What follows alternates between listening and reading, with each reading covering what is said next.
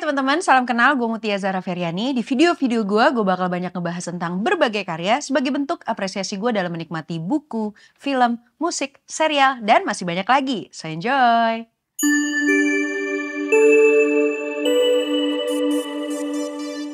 Hari ini gue mau ngomongin film Monster by Koreda. こっちだって子供のこと心配してきてるんだし。この先生に叩かれて息子は怪我したんです。誤解を招く点があったかと思われます。何も誤解してないんですよ。麦野湊君は星川よりって子をいじめてるんですよ。開けてください。Jadi gue nonton film ini di JAV bulan November 2023 kemarin, tapi sekarang sudah tayang di bioskop ya, CGV tepatnya di seluruh CGV kayaknya ada ya. Gitu, film ini udah tayang dan ini kayaknya film luar negeri yang paling gue suka sepanjang 2023 kemarin. Monster ini bercerita tentang karakter seorang ibu bernama Saori yang diperankan oleh Sakura Ando yang menyaksikan tingkah janggal sang putra, Minato yang diperankan oleh Soya Kurokawa. Nah di sini tuh gue ngerasa emang ini film yang agak beda sih daripada film Hirokazu Koreda yang lain. Dia tuh nyoba sesuatu yang lain pendekatannya dibandingin film-film dia sebelumnya. Masih dengan pendekatan realisme dan penuh teka-teki tentunya. Tapi sepanjang nonton film tuh gue kayak ini tuh sebenarnya pengen nyeritain tentang apa ya. Film ini ditulis sama Yuji Sakamoto. Ini kayaknya salah satu film yang juga tidak langsung ditulis oleh Koreda. Tapi sangat-sangat melekat dengan karakter film atau karyanya Koreda. Sepanjang babak pertama tuh kita bakal ngelihat hal aneh pokoknya. Jadi kita tuh sebagai penonton digiring sama prasangka seorang ibu terhadap apa yang terjadi sama anaknya di sekolah. Dan gimana kita digiring buat mencari siapa yang salah atas kejadian aneh yang menimpa anaknya. Nah terus di babak berikutnya kita malah digiring dari perspektif karakter bernama Hori yang diperankan oleh Eita Nagayama. Yang kita akan melihat dia jadinya sebagai monster yang lain.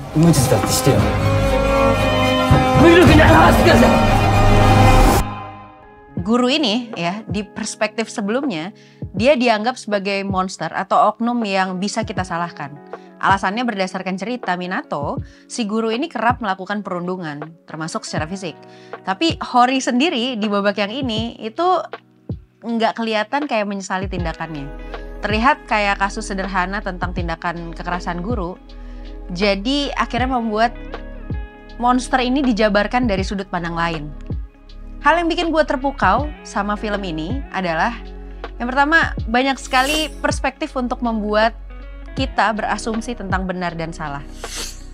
Monster memakai berbagai pendekatan perspektif yang bikin kita ngelihat dari satu tirai kebenaran ke tirai kebenaran yang lain. Bukan cuma gaya-gayaan gitu. Jadi bukan cuma sebatas untuk memfasilitasi ada twist-twist, walaupun memang iya banyak kejutannya di film ini. Tapi lebih ke gue sebagai penonton tuh ngerasa ini adalah pengingat bahwa tiap masalah itu selalu nggak sesederhana kulit luarnya aja.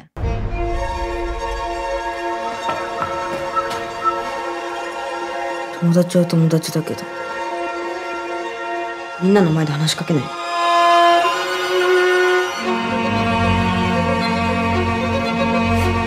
実際どうだったかはどうでもいいんだよ。学校を守るんだよ。 Film ini tuh emang nggak menyoroti kultur masyarakat modern secara spesifik, tapi tuturannya itu sangat relevan menurut gue di tengah era media sosial yang penuh kebiasaan hakimin dulu aja, cari fakta kemudian. Nah, kayaknya itu statement yang paling tebel yang ada di film ini. Kita seringkali dihadapkan dengan data-data yang kita mau untuk membenarkan asumsi kita aja. Jadinya kita punya kecenderungan kalau sebel, jadi sebel banget. Kalau suka, jadi suka banget. Dalam hal masalah, kita jadi cenderung membenarkan asumsi tanpa mencoba melihatnya dari perspektif-perspektif lain. Jadi yang penting segera ada sesuatu yang bisa disalahkan. Nah, ini kerasa banget di film itu. Kita sebagai manusia seringkali begitu. Yang kedua, yang gue juga suka dari film ini adalah kita sebagai penonton akan terus bertanya sepanjang nonton film. Ini sebenarnya mana sih yang benar? Mana sih yang salah? Nah itu tuh rasa penasaran sebagai penonton bener-bener digiring sepanjang film. Kita dihadapkan pada situasi-situasi di mana orang-orang yang lebih suka mengalienasi atau menghakimi itu terlihat jadi lebih jelas. Yang akhirnya itu kita jadi harus nebak-nebak dan berusaha mengenali sebenarnya siapa atau yang mana monster yang sesungguhnya yang ada di dalam film ini.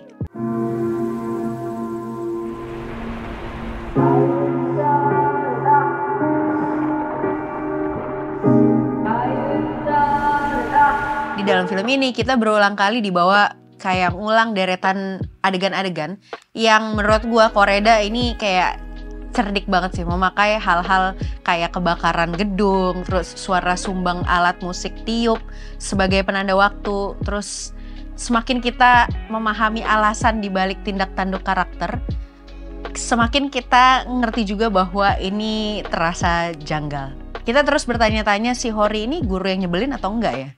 Minato nih sebenarnya tukang bohong atau enggak sih? Si Yori ini yang diperankan sama Hinata Hiragi nih, dia tuh teman sekelas Minato yang jadi korban perundungan itu tuh megang peranan yang sebenarnya ada penting gak sih dalam masalah ini gitu. Nah, kita dihadapkan sama semua yang bikin kita terus penasaran, terus bertanya, karena sampai di ujung film bahkan kita akan pulang dengan bawa banyak asumsi. Hal yang gue juga suka dari film ini adalah acting yang sangat-sangat memukau. Setiap pemainnya itu berakting dengan keyakinan bahwa karakter mereka adalah ada di sisi yang benar. Gue suka banget sih sama karakter ibu ya, terlihat sekali adegan-adegan waktu dia sangat putus asa gitu melihat ketidakpedulian sekolah atas kondisi putranya yang waktu itu cerita putranya adalah dia dibully sama gurunya. こんな先生がいる学校に子供預けられないでしょ。お母さん、僕はかわいそうじゃないよ。湊。 Dan gue juga suka bagian Eita Nagayama, seorang guru yang dia sering banget senyum sinis akibat diperlakukan tidak adil. Juga gue suka adegan Soya Kurokawa, si anak yang bergulat dengan setumpuk pertanyaan seputar proses tumbuh kembangnya dia. Hal yang gue juga suka dari film ini adalah musiknya bagus banget. Ini diiringi dengan dentingan piano menghanyutkan. Siapa lagi kalau bukan komposer legendaris, namun sudah almarhum, Bapak Ryuichi Sakamoto. Gue suka banget musiknya, selalu pas ya di film-filmnya Koreda.